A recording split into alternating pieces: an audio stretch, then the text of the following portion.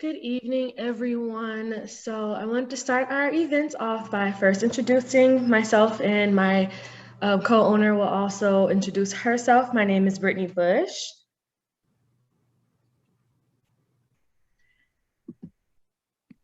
Sorry.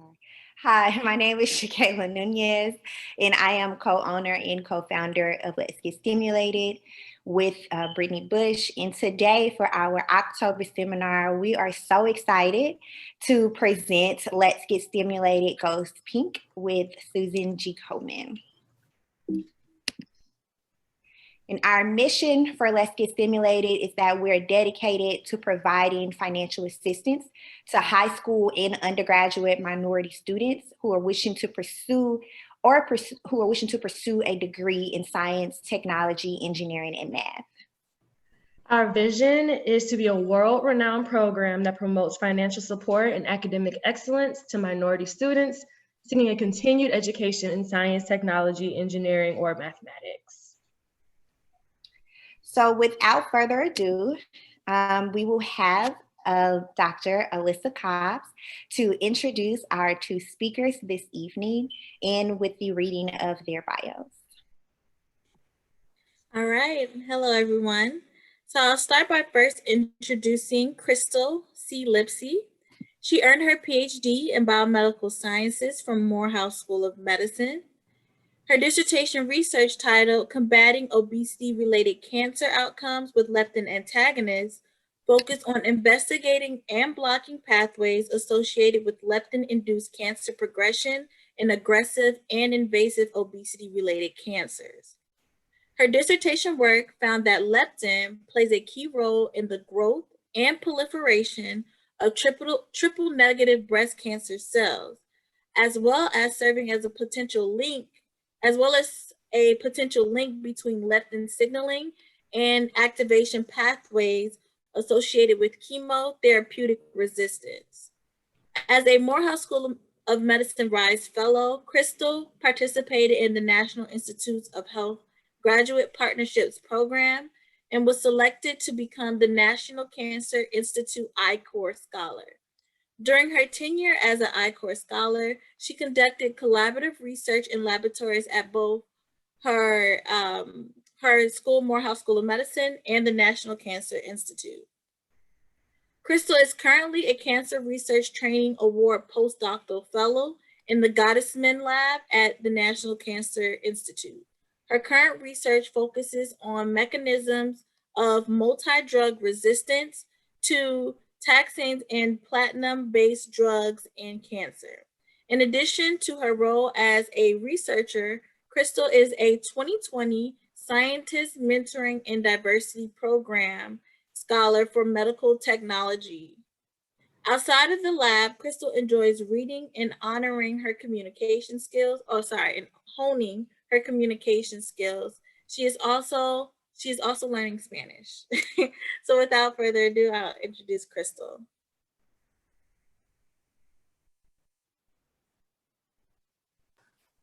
Thank you, Dr. Cobbs. As Dr. Cobbs said, I am currently in the lab of Dr. Michael Gottesman at NIH, where I'm a postdoctoral fellow. And today I just wanted to give a little brief story about my background as far as education and where I came from and where I'm looking to go. Thank you all for having me. I'm excited to be here. I'm very happy that this event is taking place because it is much needed. So I'll try to share.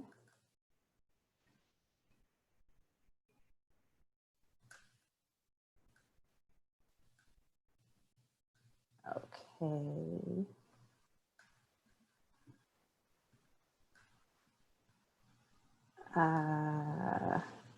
Can everyone see this? Okay. As I said, I'm very happy to be here for this event because I feel like this is something that is much needed to bridge the gap between what I was trained to do as a researcher and what we need to do to move that research into the community. So as for me, a lot of what I've done in my life and what I continue to try to do is founded on education. And for me, my education was based on a very simple mathematical principle, which was my interest plus persistence. And so to tell you what that means, first, I was interested in communication, as Dr. Kopp said in my bio. So after graduating from high school, I left Atlanta, Georgia, and went down to southern parts of Georgia to go to Georgia Southern University, where I earned a degree in broadcasting. Well, after that, as seen by this very squiggly line, I did not take a straight path in my education.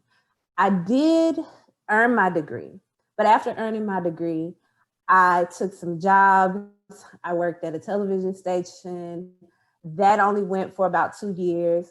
I then left the television station, taught broadcasting. That was about 2 years, but I went back and thought about my interest. So when I was in high school, I was very interested in science, almost as interested as I was in broadcasting. And at the time that I was teaching, after I earned my degree in broadcasting, the economy tanked, like COVID tanked. So I felt like it would be a good time to revisit my interest in science. And so that's what I did. I went to a very, very, very small school, an HBCU, Talladega College in Talladega, Alabama, and I earned a degree in biology, not broadcasting, biology. And so what I tried to do was merge the two together. And with my broadcasting degree and my interest in science, I decided that it would be very beneficial, not only for myself, but hopefully for my community, to go on and pursue higher education beyond a biology bachelor's degree. And so although the line kind of swerved and went around in different directions and my education took me in different directions, I then went on to start the uptick in my career and went to earn a PhD in biomedical sciences from Morehouse School of Medicine.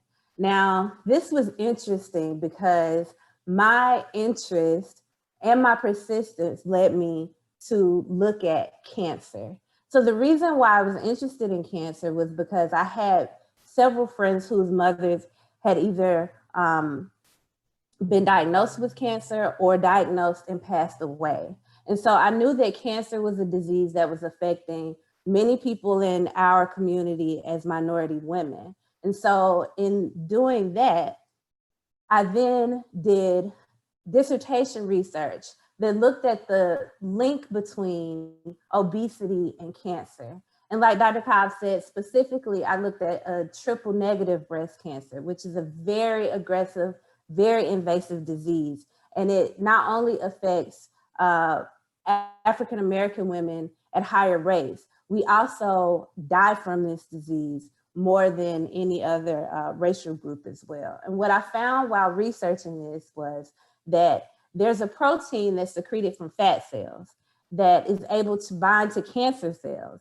And then these cancer cells are able to live longer, they're able to multiply or divide or proliferate even faster than if a person wasn't obese. And this just drove me even further to want to look more into cancer research. And after I earned my degree, I continued on to the National Cancer Institute because, again, persistence and interest in science is not only key in science, but it's also key in our communities, because I would like to continue to do research in cancer biology so that I can translate what I find in the laboratory into our communities. And so that's my current goal now, as a postdoctoral fellow at the National Cancer Institute, where I look at how to stop drug resistance or chemo resistance in different types of cancers. And I hope to make findings and move forward so that I'll be able to work with people who do public health and the physicians in our community so that we can stop the diagnosis in our African-American populations.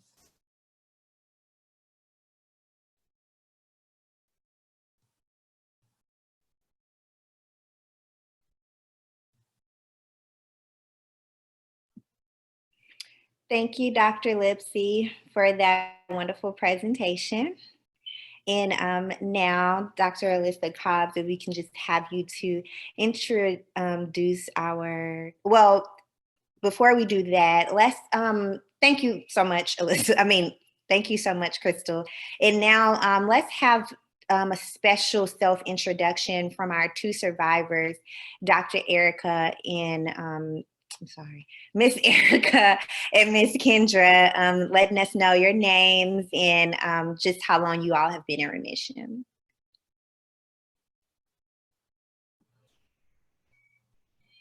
Miss Kendra, if you're talking, you're on mute.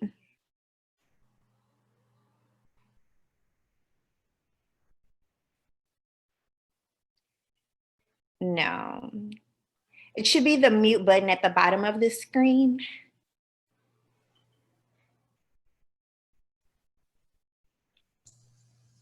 Hello, everyone. My name is Kendra Thomas. I'm a 9-year cancer survivor.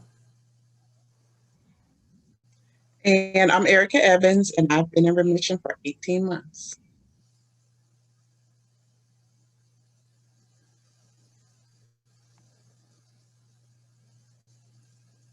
So we'll give you guys a chance to kind of like tell us about your journey.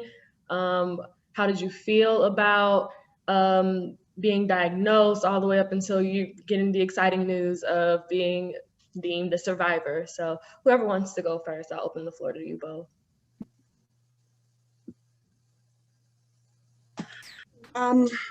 So I was diagnosed with cancer March 2018. I found my lump myself. I'm doing my monthly breast exams.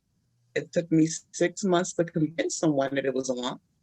I was told it was fibrous tissue, it was fatty tissue, it was everything, and I just kept persisting because I've been doing my exams enough to know my body. I didn't need chemo at the time. I had one surgery, had a lumpectomy, but my margins were positive. So a month later, I had another lumpectomy. And at that time, they also told me that cancer had spread to a single lymph node that they did remove, but now chemo was on the table. I do not have a history of breast cancer in my family. We did all the genetic testing required to make sure of that because that's different surgeries. But what I did find listening to Dr. Lipsy was I was very overweight during that time. I no longer am. Let me knock on something because I don't want to go back down that road. But after I did chemo, I did 8 rounds of chemo, 3 months of radiation, and here I am. My last radiation was March of 2019. Thank you. Okay. I am a 9-year cancer survivor. I found my cancer through self-examination prior to having my mammogram. Everything was clear. So about 2 months later, I started feeling very ill, kept going to the emergency room. They couldn't find anything. And by the grace of God, I was at home and stretching. And after stretching, I found a lump under my left breast. So I immediately contacted the gynecologist and they referred me back to the mammogram. So after getting the mammogram, they found out it was carcinoma ductal cancer, which affected my milk glands under my armpits. So everything was going so fast. I didn't know if I was going or coming. Everything, they took me so fast. So they found out it was a stage 2 cancer, and I was very frightened. I had to make decisions that no one else can make but myself. So I decided to do the surgery. They wasn't sure the extent of the cancer until they conducted surgery. So when I had the surgery, they found out it was in my lymph nodes. So like 4 or 5 lymph nodes was affected. So after the surgery, I went through 6 or 7 months of chemotherapy. And after the chemotherapy, I did radiation. During the midst of the chemo, I lost, all my hair, which was very, very heartbreaking to see, your body go through those changes during chemo. But with the grace of God, I got through it. And it was very emotional at the end because you still have a lot of long-term mental effects after taking the chemo and radiation. But I did get through it. And hopefully I can be a testimony to someone else. And I just want to give praise to my family, my church, and my job through getting me through it. And also Susan G. Komen was a good, very good tool for me to use. So I just want to thank everybody and let my story be heard. Okay. Thank you, ladies. And to both of you, just one question. Up on your diagnosis, did you guys have any type of prior knowledge about breast cancer, whether that was any type of financial resources that you guys can reach out to, any support groups, or just in general, just kind of what breast cancer was? Ms. Erica, I know that you mentioned that you didn't really have a history of it in your family. So when did your knowledge about breast cancer first begin? I'm a veteran, so I was able to use all the resources of the VA for everything I need. They covered counseling. It was required to have counseling. They handle all the genetic testing. They handle every single step of it. So I'm one of the lucky people who went through everything without spending a penny of my money. So that was that's the way I was blessed in this, because it can be a real financial strain to have 2 surgeries, chemo, radiation, aftercare, all of that. So I learned everything I needed to know through the VA and the resources they pointed me to.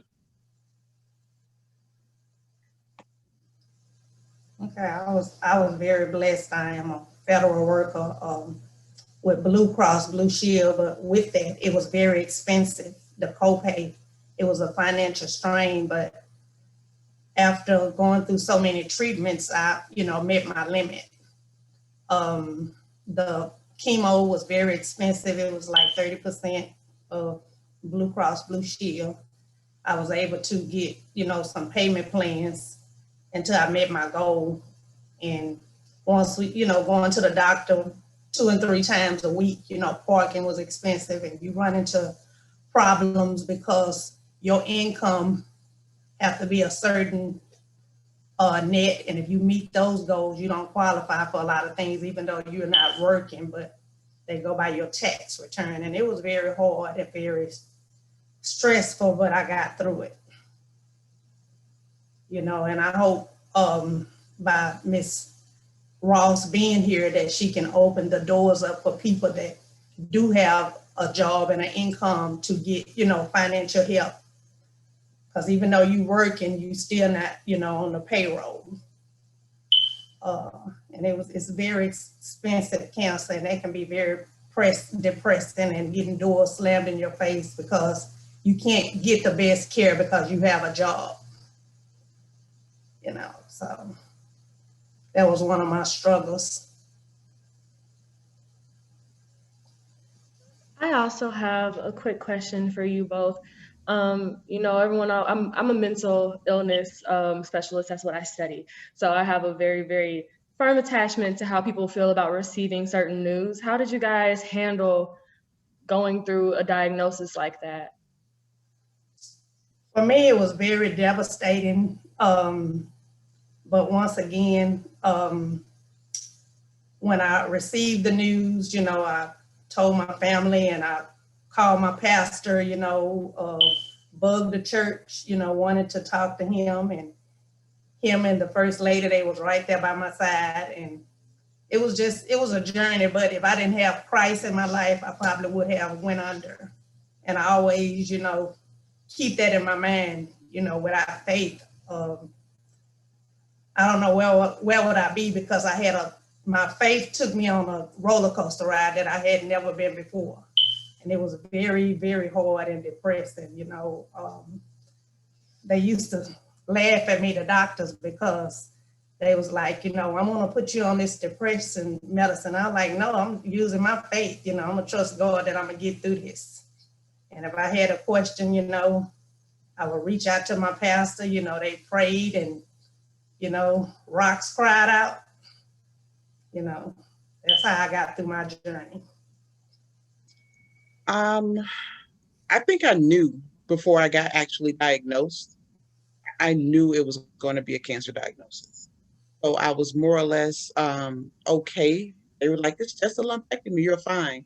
I think when I got the chemo part, I was like, and here we go. Because I'd always said, if I ever got cancer, I'm never doing chemo. I'm never putting that poison through my system, and it's all fun and games until you get a diagnosis. And you have to make real life decisions and make end of life decisions at 48 years old, and have those conversations with your spouse and your family. So that's the hard part, is making those end of life decisions in your 40s and trying to still stay positive, because I think mindset matters. And it was just very important to me to stay positive and look at it as a bump in the road and not the end of the road. And that's what I did. Thank you, ladies. And just one more question for me. Just going forward, do you all maybe have conversations with your family members or your friends about getting screened every so often, or whenever it's needed to be, or even just kind of doing that self-check, as you mentioned, Ms. Erica, which is very important and something that a lot of people don't often do? I know I get on my friends' nerves. Every month they get a text asking, have they done their self-exam? I'm on them about their mammograms, because we think that we're at an age where we don't need them. You need a baseline. You need to know if something goes wrong, what you look like now and what you look like then. They need a baseline for you. And I didn't have that. I didn't go when I was 35. I didn't go when I was 40. I didn't take my first mammogram until I was 46. And it was clear, but at 48, it wasn't. And they had no baseline. So it's very important to make sure you're doing your exams, make sure you're taking care of your body. It's the only one we have. If you take care of it, it'll take care of us. Yes, I want to say absolutely, it's very important. I do speak to a lot of friends and family members about getting screened. And once again, you can't rely on machines, because I had my mammograms and they didn't detect anything. CT scans, blood work, and it didn't detect it. So being your own doctor is very important, knowing your own body, being able to know what's right, what's wrong, and not going on what the doctor say because they want to get you out. So it's very important to know your own body. It's like a machine. So when it stops working, you don't have nothing. So that's it. Thank you. And to kind of tie into knowing your own body, and also in regards to the presentation that Dr. Lipsey just gave us, are there any type of dietary changes that either of you kind of take into account now after you have been diagnosed, whether that's something you've taken out of your diet or maybe something that you now include that you didn't before?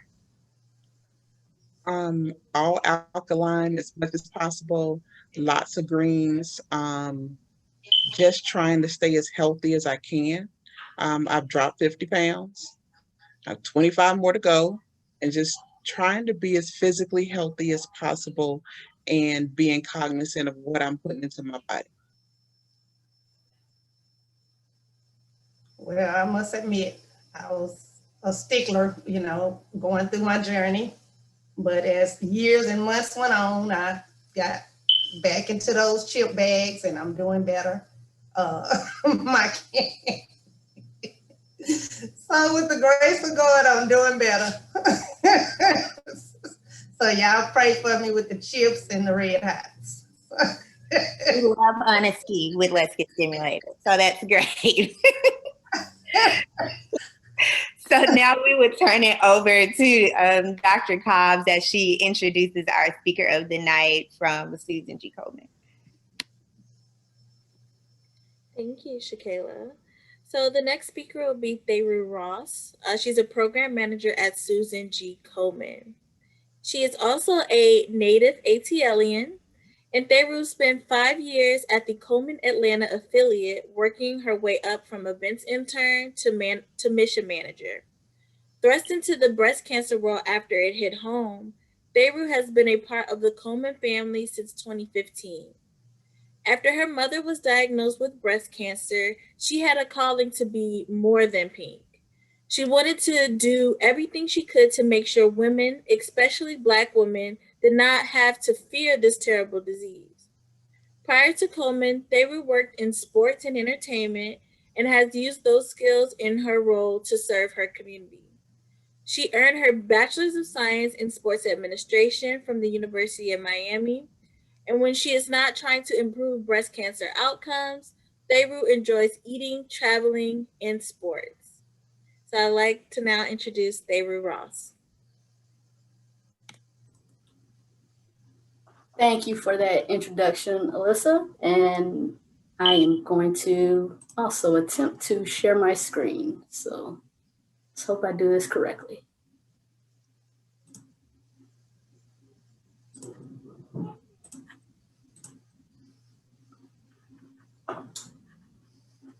Okay.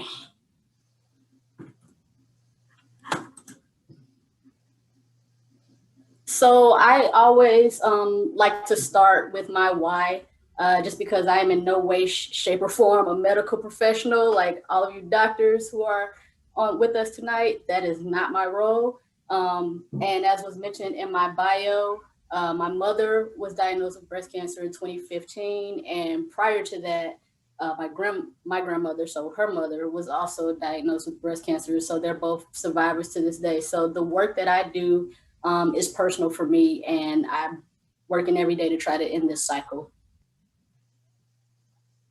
So a quick overview of the history of Susan G. Komen, the organization. We were founded in 1982 by Nancy Brinker to honor the memory of her sister named Susan G. Komen, who died in 1980 of breast cancer at the young age of 36. Nancy made a promise to Susie that she would do everything in her power to end breast cancer forever. So her promise to Susie became our promise to the world to save lives and end breast cancer forever.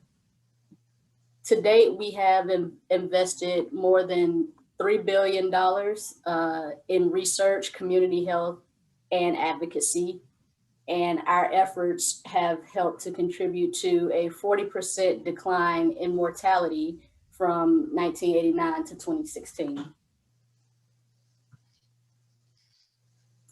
So this slide shows incidence and mortality of breast cancer compared to other common cancers in the US. As you can see, breast cancer is at the very top. Aside from skin cancer, breast cancer is the most frequently diagnosed cancer in women. More women in the US are diagnosed with breast cancer than any other type of cancer. And breast cancer is second to only lung cancer in deaths.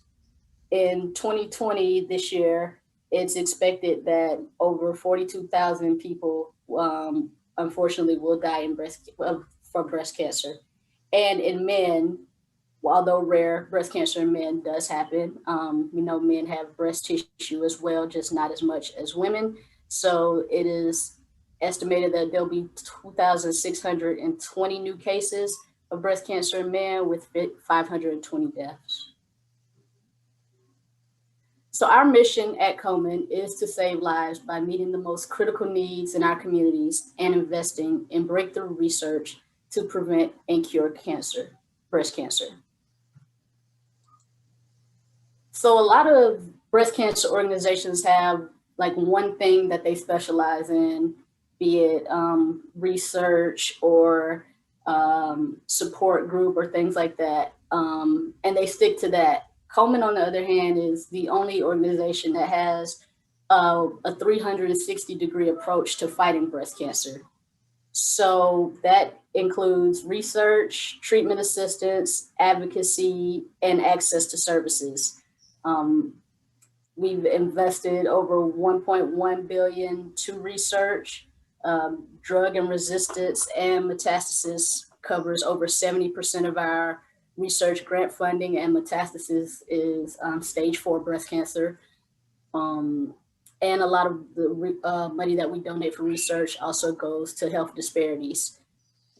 For treatment assistance, we help with legal services, rehab services, financial support for those who are in treatment, advocacy. We're working to ensure access to affordable, high quality healthcare, reduce insurance barriers to treatment, and decrease delays in benefits for those with stage 4. I think it was 2 months ago, we had a virtual Komen on the Hill day, where in previous years we would all go to DC to meet with our respective legislators on legislation bills that have to do with breast cancer. This year we had to do it virtually, which was kind of strange, but you know, it was still making sure that we got that point across to those legislators, to let them know that this, even though they're dealing with COVID and election, you know, this breast cancer doesn't just go away because of all the rest of the things that are going on in the world.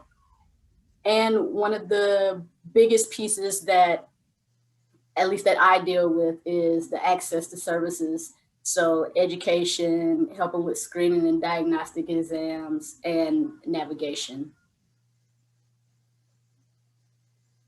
And one of the things that I want to kind of just echo that both of the survivors mentioned, one of our key messaging when we talk about breast health and Komen and is knowing your normal. And so like both of them mentioned, if you know your normal, how your breasts normally are, then you know when something's wrong and you know when you can elevate it.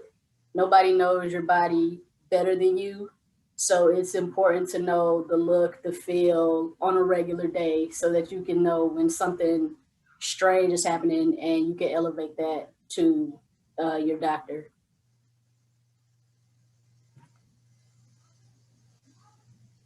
And so people are always wondering, you know, how can they help to be more than pink? And the whole idea of being more than pink is, as I'm sitting here wearing a pink shirt, so much for being more than pink. But the whole idea behind being more than pink is doing more than just in the month of October wearing your pink shirt and saying, yay, I support breast cancer awareness. Now, we appreciate that, but there's also more that can be done to be more than pink. One is sharing the message and telling your story, as all of us are doing who on this event tonight, sharing your story. If you have a breast cancer in your family, if you yourself have been diagnosed with breast cancer, share that story. If you have any tips on breast self-awareness, you know, share that with others. Just keep passing the message on. And like I mentioned, be aware of your own breast health and encourage your loved ones to do the same. Know you're normal. Advocate. That doesn't mean you have to be a political guru. We have on our website, we have a list of bills that we have in the works that have to do, that are breast cancer related. One, for example, I mentioned is taking away the waiting period for those who are who have metastatic breast cancers, which is stage 4. There's no cure for it. They have a long wait for their Medicare benefits to kick in. Well, the problem with stage 4 breast cancer is that time is not on your side. And so for somebody to have to wait, you know, 3 to 12 months for your benefits to kick in when you have a disease that has no cure, you know, that's unacceptable. And so that was one of the things that we were pushing on the Hill, virtually on the Hill, is to take away that wait period for those people who are living with stage 4. Walk is a way that you can help as well. There are many virtual walks, because we've switched to a virtual platform, of course, right now, going on throughout October. For example, this weekend, you can virtually walk with Savannah or Miami or a few places in Louisiana. If you just go to Komen.org/race.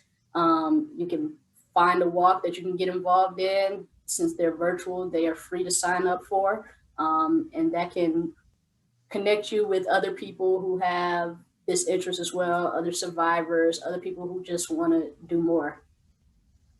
And make a donation. Of course, we're a nonprofit. We always love donations, and none of the work that we do comes without donation. That $1.1 billion to research, that money comes through donations.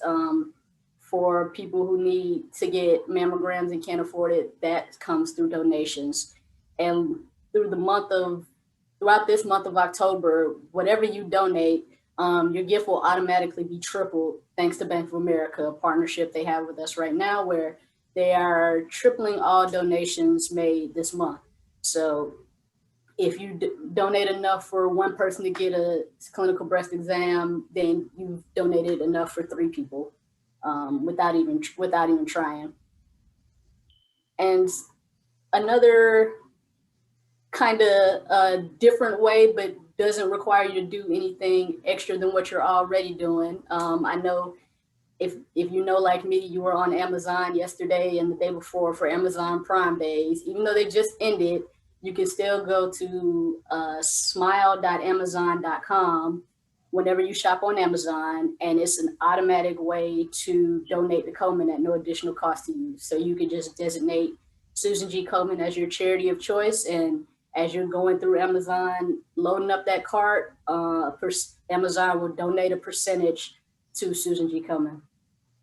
And to learn more, visit our website, Komen.org, or you can call us at 877-GO-KOMEN. We are here for the community. My focus is Atlanta. Even more targeted focus is African-American women and trying to end this disparity, because we are 40% more likely, unfortunately, more likely to die of breast cancer than our white counterparts, and 35% more likely to be diagnosed at a later stage. These numbers are unacceptable, and what I'm trying to do, and what sounds like what Dr.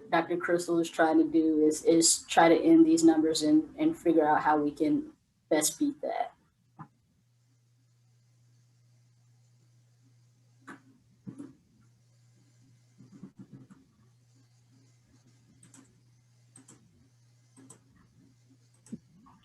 Thank you so much for that presentation, Ms. Ross. That was fantastic. I know I learned a lot. There was a lot of things I didn't know that Susan G. Komen did. I mean, I knew about the company, of course, but not knowing all of the small facets that you guys touched, it was a great presentation. So I will hand this over now to Shakayla so that she can move forward with our presentation.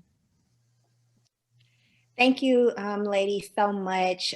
Now we will just draw attention to allow any of the people that are watching right now to access the Q&A box. If you all have any questions for any of our panelists here tonight, we'll take that time now to address any of our questions.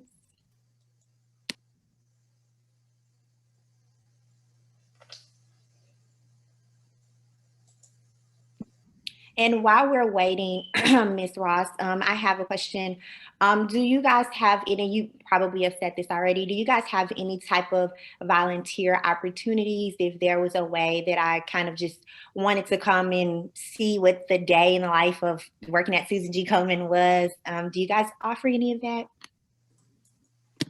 So had this been last year, this time, that answer would have been yes. But since COVID, we have we are no longer Susan G. Komen Greater Atlanta. We've merged into our headquarters operation.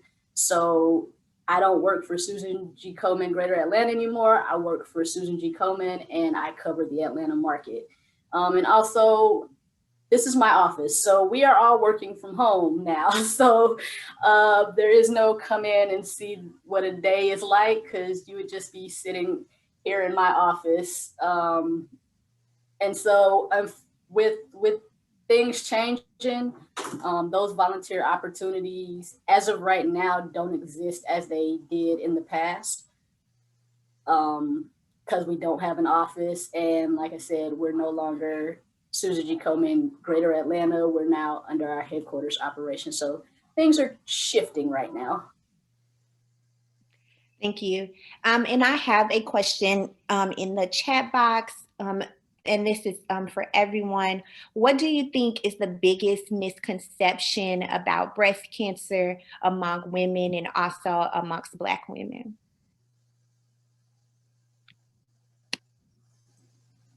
I can start just as an overall misconception, and it's changing, thankfully. But breast cancer used to be considered a white woman's disease. It just wasn't one of those things that we in the Black community would talk about. Susan G. Komen was considered to be a white woman's organization, having white people with, breast cancer, which was a white woman's disease. Another misconception that I would say is that breast cancer is a death wish, and it's definitely not. Thankfully, today things are so much better than they were even 10 years ago, 10, 15 years ago. The science is there. We have great researchers right here in our backyards here in Atlanta, which has enabled people to be able to live longer, live regular, long, healthy lives, even with a breast cancer diagnosis. For me, it was when I was doing my research and going on YouTube and everywhere, everything was just so depressing and the doom and gloom surrounding it. So that's why for me, it was very important that my friends understood I needed laughter, and I needed positivity, and I needed light. So I think when people hear cancer, they do hear end of life, as opposed to it's the beginning of the fight. So that's the biggest misconception for me. One of my misconceptions is when you only can get a mammogram at 35. You can't get cancer until you over 35, but that's not true. People tend to neglect their body until they reach that age, don't do self-examinations, and you can have the cancer and don't even know it because you're going by what, the media saying that you can't get your mammogram, or insurance won't pay for it when you can take the initiative to get the mammogram on your own. So that's one of my misconceptions. I would say one of the misconceptions that are specific to the Black community is that we as Black women, or we as Black people overall, don't care about our health, and that's just not true. One of the things that I've seen, not only in my own family, but just from friends and other Black women, is that we do care, but sometimes we're not listened to, just like Ms. Kendra and Ms. Erica said. And so everyone here has expressed how important it is to know your body. If you know that something is wrong, I think it is very important to overcome those misconceptions about us not caring about our health and taking a full approach, just like Susan G. Komen, to your own health. So not only do you reach out to community leaders like Ms. Ross, or like many of the doctors on this call, you also have to push past your fear, and you gotta find that spirituality like Miss Erica and Miss Kendra and Miss Ross, like your mom has done, to fight for yourself and be your own advocate. So that's a misconception that a lot of Black women have. We don't think that people believe in us, and sometimes we don't think that people will listen to us, but we will be able to fight past that and get those numbers down if we continue to press at it like Miss Kendra and Miss Erica and Miss Ross's mother did. Thank you, ladies. And similar to in the chat box from Ms. Kennedy, she said that one of the biggest misconceptions is that it can't happen to me.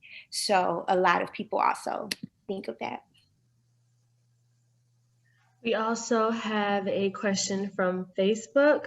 It asks, does Susan G. Komen have any initiatives geared specifically towards women of color in addressing racial or ethnic disparities, specifically research funding? Ooh, of course we do. So we actually have, and I can speak on one in particular just because she is at Emory Rollins right now. That is a Dr. Laura McCullough. She has a research grant from Susan G. Komen, and she is working on breast health disparities in Georgia, and her focus is on the metastatic stage 4 breast cancer. And beyond research, we have a African American Health Equity Initiative program that's taking the 11 cities with the worst outcomes. Unfortunately, Atlanta is one of them.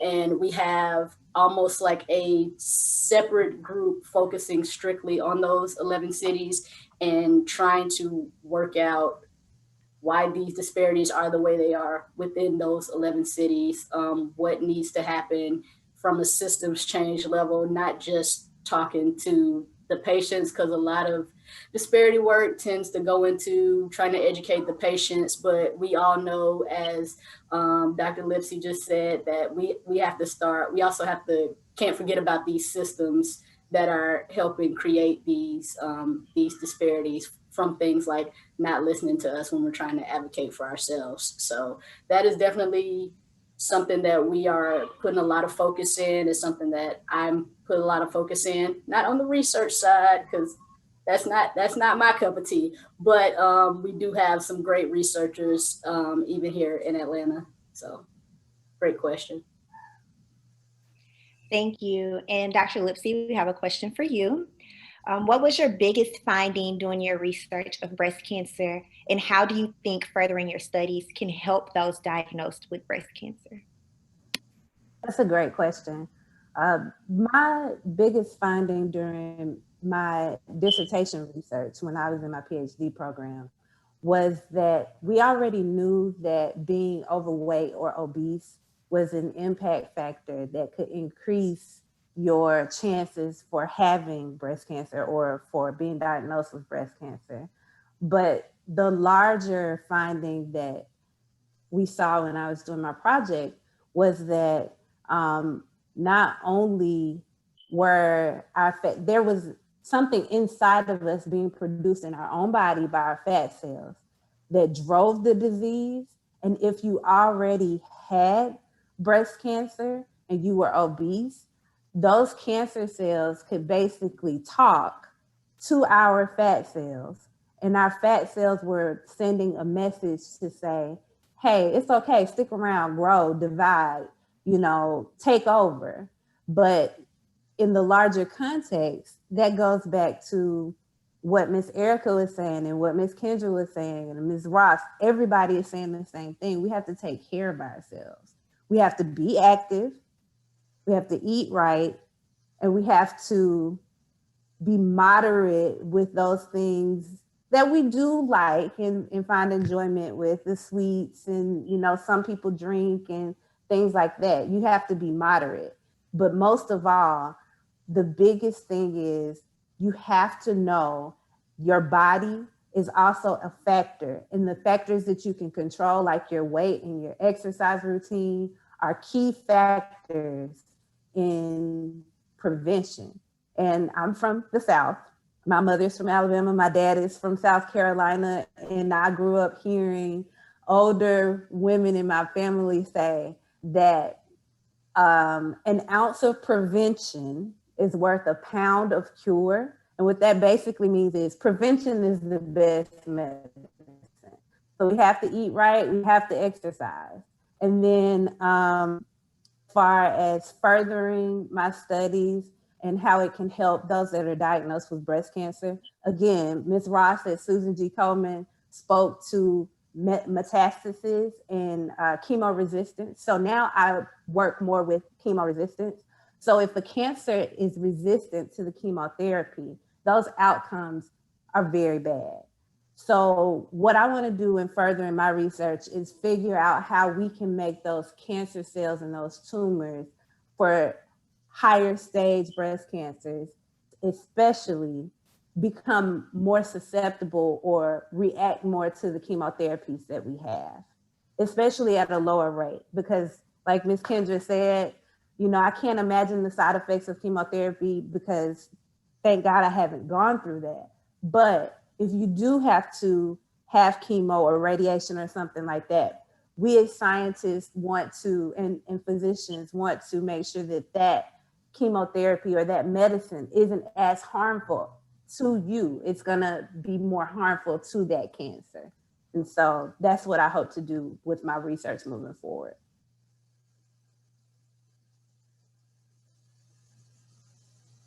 Awesome. Thank you. Thank you, Dr. Lipsey. Ms. Kendra, you have your hand raised. Did you want to say something? Yes, I would. I don't know who I need to address it to, Dr. Lipsey or Dr. Cobbs. I want to ask, how effective is the 3D mammogram versus the manual mammogram? So specifically for the 3D mammogram, those 3D mammograms are going to give you a better picture of the overall size and what's going on a cellular level, but they kind of work together. So the manual mammogram is going to give you some really good knowledge on how your breasts feel. And what that's going to be able to do is give you just any indication or any inkling. If you feel something that's abnormal, then you'll be able to get it checked out. So they kind of go hand in hand. But as far as the earlier mammogram technologies that are not 3D, if you have access to a 3D mammogram, I would say continue to get the 3D mammogram on your follow-up. And I would also echo, especially for women with dense breasts, 3D mammogram is the best way to go. And I have one more, if that's okay. I was just going to ask Dr. Lipsey, after you've been diagnosed with cancer, how is the determination made for as what type of chemo and the radiation, the length of time of radiation, and which one is more effective? So after you've been diagnosed, your treatment regimen is based on the actual pathology or the type of disease. So sometimes what people don't know is that we say breast cancer, but that's an umbrella term. So what happens is we classify cancers based on the tissue that they're in. We classify them based on their response to drugs. We classify them based on the presence or absence of certain proteins or receptors. So that's how the treatment regimen is for chemotherapy is going to be decided. Another factor is the stage. Are you late stage or are you early? Metastases. Is the cancer moving throughout your body or has it spread throughout your body? And the size of the tumor itself. So if that goes back to knowing your body. Like both you and Miss Erica were very vigilant in doing your monthly mammograms and your monthly breast checks at home. So if you catch that early, then you may not even have to go to chemotherapy. You may be able to get your tumor resected or surgically removed and then do a smaller course of radiation. So that's how physicians are able to decide which chemotherapy and how long. So if you're further along and if you're at a later stage and your cancer is spread, that chemotherapy regimen is going to be more aggressive and it's going to be stronger. But if you're able to catch the cancer early, where your cancer may not have spread or your tumor, the size of the tumor is smaller, your chemotherapy regimen would be something that's not as aggressive or not as strong. And also, this is going to be my last question because this is very interesting. Dr. Lipsy, why is it like, say, if I'm in remission and I'm going doing my yearly checkup, my monthly checkup, and then I go 6 months later, I have stage 4 aggressive cancer and it done took control of my body. Why is it through, you can't tell through blood work or through scans that cancer is present during that time? What is the issue with that? That's a great question. So in all honesty and unfortunately, the answer is that cancer cells are able to change their quote expression. So cancer cells are able to hide or evade a lot of the technologies we have just based on their nature. When I first started graduate school, I used to say this thing, I love cancer research so much because I hate cancer. And that just is grounded in the fact that cancer cells are smart. I'm not going to say cancer cells are smarter than us, but they're smart because they're tricky. So what a cancer cell looks like at month 1, it will go through changes very rapidly. And I'm talking weeks time. I'm talking sometimes days time. And it'll cycle through these changes based on the hormones that are naturally in your body, the hormones that aren't in your body, depending on your age. So women that are postmenopausal have a different response because they're a little older and their hormones in their body have changed. So since you ladies were super young when you were diagnosed, your body was generally producing more hormones. And maybe that was also driving the cancer to change the way it responded or change the way it grew. And that's how cancer cells are able to evade, certain tests. As far as blood work, I know for certain cancer types, like solid cancer tumors, such as different types of breast cancers, a lot of the times those cancer cells are not yet circulating in the blood, so they wouldn't be necessarily picked up in a blood test versus, a blood type cancer like leukemia. So that's why sometimes blood tests aren't able to detect those changes in a 6-month span. 6 months seems very, very short, but for some more later aggressive cancers, 6 months it can be a lifetime.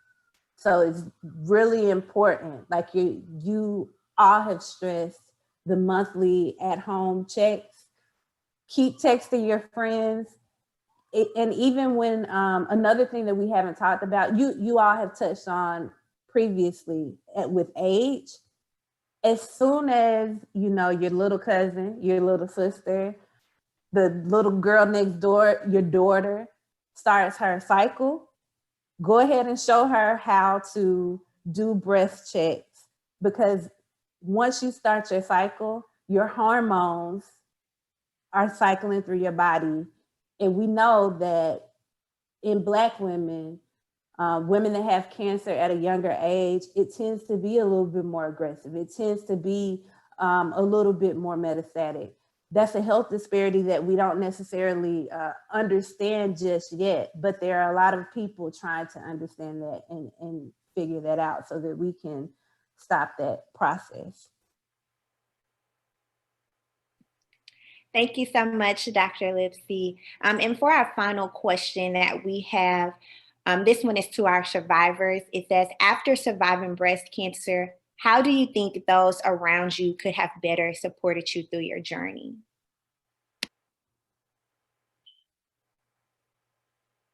With me, I think it's, more being more sympathetic and more understanding of the disease, not just that I was battling breast cancer, but the mental part of it, the mental stage. Going through breast cancer is not easy. The chemo it's another burden, you know, the way it makes you feel mentally. And going through the Neulasta, that was very, very, very, very hard, you know, like something like your body is on heroin, some type of drug, you know, and it's a mental thing. And going through it, you have to be strong mentally and have faith. You know, you just can't do it by yourself. You need somebody, you know, whether it's your spouse, family member, or friends, you know, they need to be more understanding, because that was very, very hard. It wasn't easy, you know, even though I got through it, the journey, the medicine that was so hard. It wasn't the cancer, it was the chemo and the after, you know, the road to recovery. You know, that was hard. I had a great support system. My friends were awesome. My family were awesome, but you still feel like you're alone because you're the one that's going through this. You're the one that's going to sit in this chemo lab for hours. You're the one that's taking that dumb shot after 24 hours that you know is going to put your body through. And now you have to mentally prepare for what's going to come 24 hours after chemo and how you're going to feel for the next 4 or 5 days. So you definitely need to have people in your life who get it and get it when you just don't want to be bothered with anyone. You just want to meditate or pray or whatever you need to do to get you through that first week after chemo, because it's rough. It's not easy. And like she said, it's not the cancer. It's that shot. And it is the side effects the body goes through. And then as soon as you're feeling better, it's time to go do it again. So that's just the whole thing, is having support of people who figure out your moods and know when you need some time alone and know when you need them in your space. I just want to say this, Erica, Miss Evans, we were blessed to be able to afford the after shot, the Neulasta. Some people that go through the cancer, if your insurance doesn't cover it, you just out. And thank God we was blessed to get it. You know, I met a lot of people that, you know, what they wasn't able to get it because according to the oncologist, the shot itself is like $50,000. You know, to sit in a chair for chemo, that's like $30,000 every time you sit in that chair. And so if you don't have insurance, or if you struggling with disparity, you know, your life is at stake. You know, and I wish somebody here, you know, people that's going through it, their voice, don't forget about the poor, you know, let them live too. You know, it's a very, very, very expensive disease. You know, that's all I have to say. Thank you so much, Ms. Kendra and Ms. Erica, for truly taking the time out to share your experiences with us and your journey. We know that sometimes it can be very tough to discuss and talk about. So we're very grateful that you all have truly taken the time out this evening to discuss that with us. And we would like to just give a huge thank you to Dr. Crystal Lipsey from the NIH coming to talk to us about the research side of things and how it works in the background as far as developing drugs and trying to understand how cancer actually works. We would definitely like to thank Ms. Ross from Susan G. Komen for taking time out to come and merge with us today for our October webinar, because Susan G. Komen plays a very influential role in breast cancer awareness, as well as reaching out to the community and research. So we're very thankful. We're also thankful for our 2 survivors, Ms. Kendra and Ms. Erica, and happy birthday, Ms. Kendra, for to be able to do this webinar on your birthday today. And truly have learned a lot. I'm in research as well. But I think maybe Crystal can also testify to this. I haven't ever gone through any of this myself. So just going into research and just working behind the scenes, it's still something more that you can learn from people who are actually sitting in those chairs and that are, that are going through it. And I hope that for all of our viewers today, whether you're on Facebook or whether you have logged on to Zoom and you're watching us, that there is something that you all were able to learn today and take from this. And we would also like to thank our board members who are always influential with helping Let's Get Stimulated, Dr. Alyssa Cobbs, Miss Ivory Ellis, and Dr. Annette Inti.